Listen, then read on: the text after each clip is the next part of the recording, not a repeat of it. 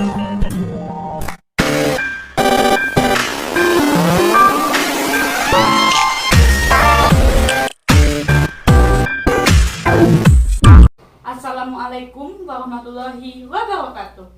Selamat datang di podcast cerita pelajar remaja. Jumpa lagi dengan saya Zaskia Azra Mawida. Kali ini saya akan membahas tentang peran Indonesia dalam perdamaian dunia. Nah, sebelum membahas lebih jauh tentang peran Indonesia dalam perdamaian dunia, kita sapa dulu nih kakak-kakak narasumber kita kali ini. Halo kakak. Halo Kak. Perkenalkan, nama saya Alfia Wulandari, biasa dipanggil Wulan. Halo semuanya. Halo. Ya, perkenalkan nama saya Abdul Hamid Al-Wali, biasa dipanggil Hamid. Halo Kak. Halo, perkenalkan nama saya Hanifah Nurhayati, biasa dipanggil Hani. Hai Kak. Hai. Halo. Nah, jadi sekarang ini kita mau bahas atau mau ngobrol-ngobrol santai tentang peran Indonesia dalam perdamaian dunia.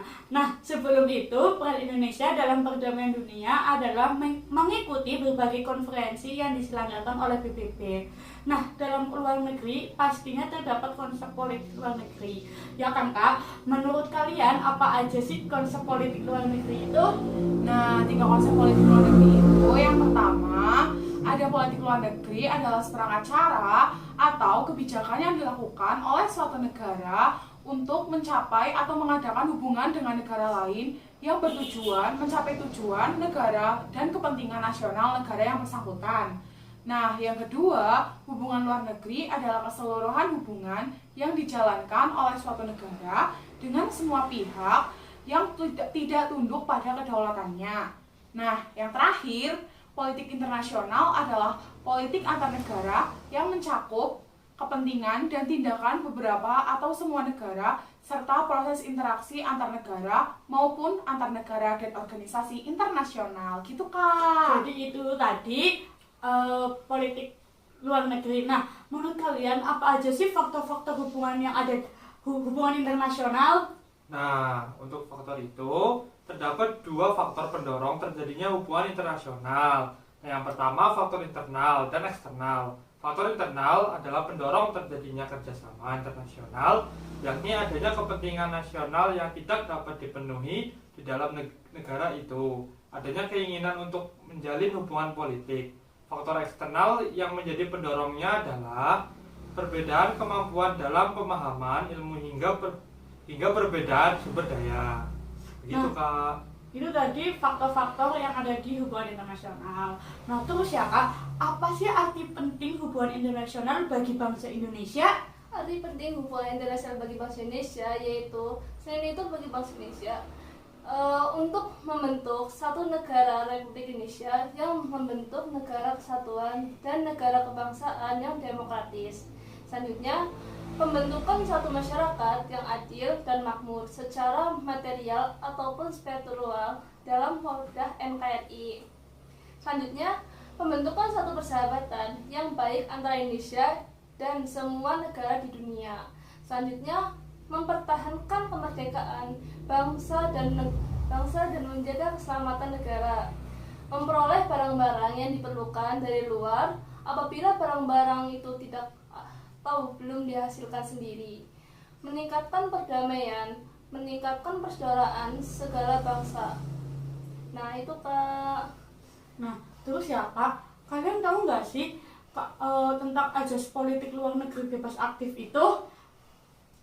Azas politik luar negeri memiliki bagian-bagian sendiri, yaitu bebas dan aktif. Setiap bagian memiliki arti atau kandungan sendiri. Yang pertama adalah bebas. Bebas memiliki kandungan atau arti. Pertama, tidak memihak kekuatan yang tidak sesuai dengan kepribadian bangsa. Selanjutnya, kebebasan Indonesia akibat kemerdekaan dan kedaulatannya. Kebebasan bukan berarti tanpa batas, tetapi memiliki ideologi bangsa. Nah, Indonesia memiliki ideologi bangsa. Yang pertama, NKRI, Pancasila, dan Bhinneka Tunggal Ika. Yang kedua adalah aktif.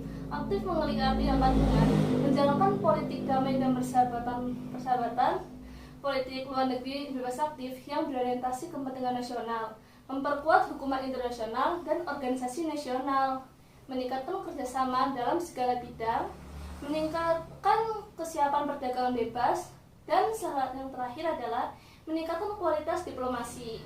Nah, pastinya di samping itu ada sarana dan prasarananya ya Kak. Apa aja sih sarana hubungan internasional itu? Nah, sarana hubungan internasional itu yang pertama ada diplomasi.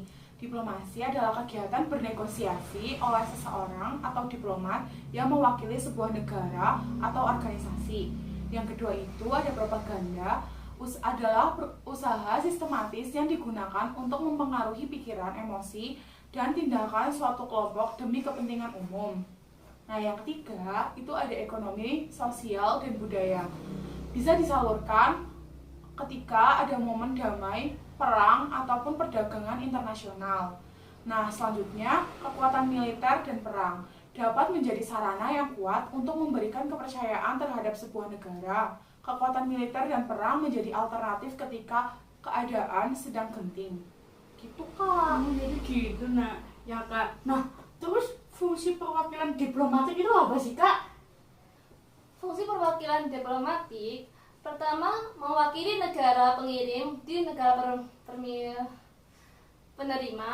Selanjutnya melindungi kepentingan negara pengirim, mengadakan persetujuan dengan negara penerima, memberikan keterangan kondisi negara penerima. Selanjutnya memberikan hubungan persahabatan antar negara. Yang terakhir, fungsi perwakilan konselor, melindungi kepentingan negara pengirim dan warganya, memajukan hubungan ekonomi, budaya, dan ilmiah, mengeluarkan paspor dan dokumen dari negara pengirim. Selanjutnya, sebagai notasi dan menjalankan fungsi yang berfungsi administratif. Nah, terus ya Kak, peran Indonesia dalam menciptakan perdamaian dunia melalui organisasi internasional itu apa aja sih Kak? Nah, oke, peran Indonesia dalam menciptakan perdamaian dunia melalui organisasi internasional itu antara lain Indonesia menjadi anggota PBB. Sebagai anggota PBB yang ke-60 pada tanggal 28 September 1950. Meskipun pernah keluar dari keanggotaan PBB pada tanggal 7 Januari 1965 sebagai bentuk protes atau diterimanya Malaysia menjadi anggota tidak tetap. Selanjutnya, misi perdamaian Dewan Keamanan PBB dengan mengirimkan pasukan Garuda ke negara-negara yang dilanda konflik seperti Kongo, Vietnam, Kamboja, dan Bosnia dan sebagainya. Bahkan pada tahun 2007 Indonesia ditetapkan menjadi anggota tidak tetap Dewan Keamanan PBB. Indonesia menjadi salah satu pendiri ASEAN. ASEAN yaitu organisasi negara-negara di kawasan Asia Tenggara. Bahkan Sekretariat Jenderal ASEAN berada di Jakarta. Oke, lalu ikut serta dalam setiap pesta olahraga internasional mulai dari SEA Games, Asian Games, Olimpiade, dan sebagainya. Selanjutnya, Indonesia aktif juga dalam beberapa organisasi internasional lainnya. Hal ini dibuktikan dengan tercatatnya bangsa Indonesia sebagai anggota Organisasi Konferensi Islam atau OKI, Organisasi Negara Pengekspor Minyak atau OPEC, dan Kerjasama Ekonomi Asia Pasifik atau APEC. Nah, untuk yang terakhir, menyelenggarakan hubungan diplomatik dengan berbagai negara yang ditandai dengan pertukaran perwakilan diplomatik dengan negara yang bersangkutan. Sampai saat ini, Indonesia sudah menjalin kerjasama bilateral dengan 162 negara.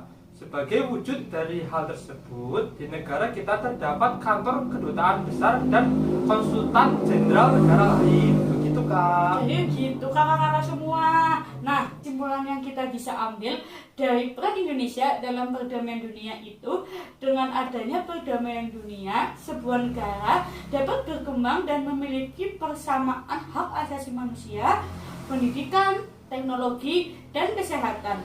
Perdamaian dunia bagi sebuah negara adalah hal yang penting untuk kemajuan bangsanya. Sebelum closing nih ya Kak, ada nggak sih pesan-kesan yang mau disampaikan buat kita semua? Nah, untuk pesannya ya Kak, kalau dari saya sendiri, kita harus lebih banyak belajar tentang apa saja peran Indonesia dalam perdamaian dunia. Nah, untuk kesannya, menurut saya, pada podcast kali ini banyak sekali menambah wawasan terutama untuk saya sendiri, tentang apa saja kontribusi Indonesia dalam perdamaian dunia gitu Kak. Nah, jadi gitu penjelasan yang kita bisa ambil. Jangan lupa ikutin podcast Cerita Pelajar Remaja untuk episode-episode selanjutnya. Makasih, sampai jumpa lagi, dadah!